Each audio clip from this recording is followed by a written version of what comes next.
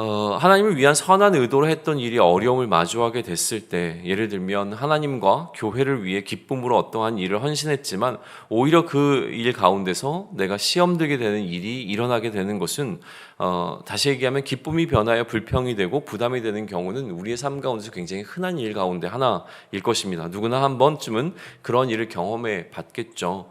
역대상 13장은 여호와의 궤를 다윗성으로 옮겨오는 과정에서 있었던 실패에 관한 기록입니다. 결과론적으로 이야기할 때는 실패했기 때문에 다윗과 그의 공동체가 이 일을 진행하는 과정 가운데서 어떠한 분명한 명백한 하나님 앞에서 잘못을 범했을 것이다라고 해석하는 게 일반적입니다. 그러나 이 일이 진행되던 당시의 상황 속으로 우리의 입장을 끌고 들어간다면 그 상황 속에서 우리가 문제를 발견하기란 사실은 쉽지 않아 보입니다. 다윗의 입장에서 한번 생각해 보시죠. 좋은 의도에서 이 일을 시작했습니다. 리더십들과 충분한 상의를 거쳐서 진행된 일이었고요. 온 회중들이 좋게 여겼기 때문에 이 일은 진행이 될 수 있었습니다. 다윗의 혼자만의 독단적인 결정도 아니었고 충분한 상의와 동의하에 진행될 때 우리는 대부분은 공동체적 결정이 가장 하나님께서 기뻐하시는 뜻이라고 하는 것에 대한 확신이 있기 때문에 그 일을 담대하게 진행해낼 수 있었던 것과 마찬가지로 다윗은 그러한 절차적 과정을 밟으면서 이 일을 진행했다라고 하는 것이죠. 형식과 절차에 문제가 있었다고 지적하는 사람들이 있지만 그럼에도 불구하고 다윗은 이 일을 위해서 궤를 맡은 제사장과 레위인까지 불러오면서 다시 얘기하면 이 일을 진행할 수 있는 가장 적합한 담당자와 실무자들의 전문적인 이야기에 귀 기울이면서 이 궤를 옮겨오는 일을 진행했다라고 하는 사실을 우리는 명확하게 보게 된다는 거예요. 그러니까 다윗이 절차상 어떤 문제가 있었고 그 과정 속에서 다윗이 생략하거나 아니면은 무시한 부분이 있었기 때문에 그것으로 인하여서 하나님께서 이러한 일을 다윗의 이 공동체에게 허락하셨다라고 해석하는 것은 사실은 지금에서 우리 입장에서는 이야기할 수 있지만 당시의 상황 속에서 그것을 발견하기는 굉장히 어려운 일이라고 하는 사실입니다. 그리고 계속 보시죠. 다윗이 어떻게 준비했습니까? 다윗은 새 수레를 준비했습니다. 단 한 번도 사용하지 않았던 새 수레를 준비해서 이 언약궤를 옮기고자 했던 것을 통해서 우리는 무엇을 볼 수 있냐면 다윗은 그의 공동체가 할 수 있는 수준에서 가장 최선의 준비를 했다라고 하는 겁니다. 한 번도 사용하지 않은 수레를 준비해서 궤를 옮기려고 하는 시도, 여기에는 이 궤를 대하는 이 다윗과 그의 공동체의 기본적인 태도가 무엇이었는지를 충분하게 우리에게 보여주고 있다는 것이죠. 그들은 하나님을 존중했고 그 하나님의 임재의 상징이었던 이 궤를 굉장히 중요하게 여겼습니다. 그래서 그 궤를 옮길 때에 단 한 번도 사용하지 않았던 깨끗한 새 수레에다가 이 궤를 옮기기로 결정을 했던 것이죠. 그리고 8절은 이 궤를 옮기는 동안 이스라엘의 온 무리는 그들의 최선을 다했다고 이야기해주고 있습니다. 그들이 할 수 있는 최선을 다해서 이 궤를 옮기는 과정 가운데 모든 이스라엘이 참여하고 있는 모습을 우리는 바라보게 되는데, 그렇다면 그럼에도 불구하고 이 궤를 옮기는 과정 가운데서 일어난 이 사망사고, 어떻게 이 사망사고를 받아들일 것인가라고 하는 것은 우리가 평가하는 것보다는 상당히 복잡한 일이 될 수 있다라고 하는 겁니다. 사망사고가 일어나자 두려움에 휩싸인 다윗은 이 일을 전체적으로 중단시켜버립니다. 그리고 이 상황에서 다윗이 느낀 감정은 두려움만이 아니었습니다. 11절에 보게 되면 다윗은 분노했다라고 이야기를 하고 있는데요. 최선을 다했지만 일어난 이 상황에 대한 분노는 어쩔 수 없이 일어나는 우리의 반응이 될 것입니다. 이번에는요, 궤를 옮기는 과정에서 사망한 웃사에 관해서 한번 생각해 보시죠. 소가 통제되지 않아서 궤가 수레에서 떨어지려고 하는 상황이 그의 눈앞에 펼쳐졌습니다. 그가 담당하고 있었던 것은 이 궤를 옮기는 수레를 담당하고 있었던 것이죠. 그와 또 다른 동역자 둘이서 이 역할을 감당하는 총책임자였을 가능성이 높습니다. 하지만 궤가 떨어지려고 할 때에 두 사람 가운데 한 사람이었던 웃사가 그 궤를 보호하기 위해서 궤에 손을 대면서 그는 하나님의 진노를 불러와 죽게 되어집니다. 그렇다면 웃사는 이 상황에서 하나님의 명령을 따르기 위해서 궤가 바닥에 떨어져 산산조각이 나도 궤에 손을 대지 않는 것이 옳았던 것인가? 라고 하는 질문을 우리는 던져볼 수 있게 되는 것이죠. 나머지 한 사람처럼 궤에 대해서 방관하는 태도를 취했던 것이 오히려 옳았던 것인가? 하나님의 율법을 준행하기 위하여서 그 궤에 손을 대지 않기 위하여 그냥 괴가 수레로부터 떨어지는 것을 방관했어야만 했을까라는 질문을 한번 던져볼 필요가 있습니다. 내가 만약 웃사라면 이 상황 가운데서 어떻게 했을까?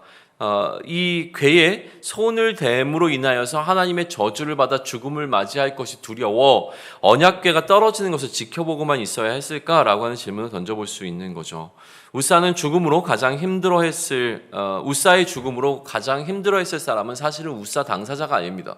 웃사 당사자는 죽고 난 이후였기 때문에 사실은 이 웃사의 죽음을 받아들여야 되는 남은 사람들에게 굉장히 중요한 숙제가 남겨지게 된 사건이었죠.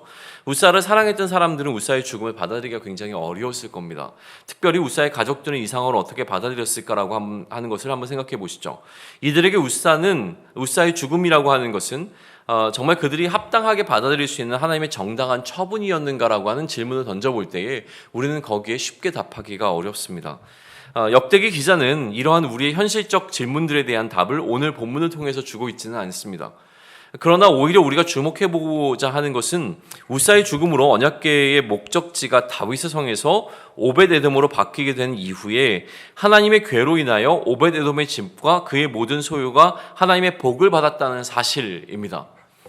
한 사람은 이 궤로 인하여서 죽음을 맞이했고 그의 죽음은 그 슬픔으로 휩싸여 있을 그 상황 가운데서 이 궤로 인하여서 한 집은 축복을 받고 있는 상황으로 대조시키면서 역대기 기자는 이야기를 풀어가고 있다고 하는 것이죠.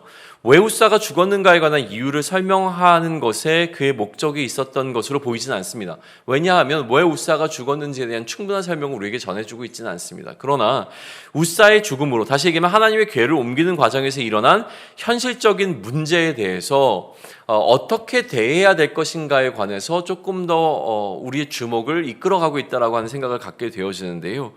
궤를 옮기는 과정에서 어떤 이유에서든 하나님의 진노로 사람이 죽었습니다. 다윗은 두려웠고 이 프로젝트를 중단시켜 버립니다.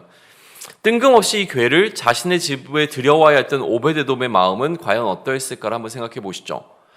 잘못 관리하면 죽을 수도 있다는 사실이 너무나 명확해진 하나님의 궤를 자신의 집에 놓아둔 오벳에돔과 그의 가족들이 이 궤와 함께 지냈던 3개월이라고 하는 시간 동안 이들은 이 궤를 맡은 자신들의 역할이 얼마나 부담스러웠을까에 대해서 우리는 한번 유추해 볼 수 있다라고 하는 것이죠. 그 궤로 인하여서 이 가정에 주어진 복은 어쩌면 로또와 같이 그 가정 가운데 갑자기 임하게 된 축복이 아니라 굉장히 두려움 가운데서도 이 궤를 담당하는 역할을 수행했어야만 하는 그들의 순종에 대한 대가로 주어진 축복으로도 우리는 바라볼 수 있다라고 하는 것이죠. 그러니 이 웃사의 죽음으로 인하여서 그 죽음 자체가 어떤 의미가 있는가를 생각하기 이전에 이 죽음으로 인하여서 중단된 프로젝트, 그리고 이 중단된 프로젝트로 인하여서 변경된 계획, 그 계획을 받아들이고 있는 오벳에돔의 가정이라고 하는 것으로 이 우리의 시선을 이끌어가는 과정 가운데서 이 역대기 기자가 우리에게 주고자 하는 메시지가 분명히 있을 거라고 하는 생각을 하게 되는 것이죠. 역대기 기자는 하나님의 일을 진행하는 과정에서 발생한 뜻밖의 상황은 언제든지 발생할 수 있는 일이라고 하는 사실을 우리에게 알려주고 있다는 생각을 갖게 되어집니다. 그리고 그 상황 가운데서 여전히 그럼에도 불구하고 내가 감당해야 될 최선이 무엇인가에 관해서 생각해 보라고 우리에게 메시지를 던져주고 있습니다.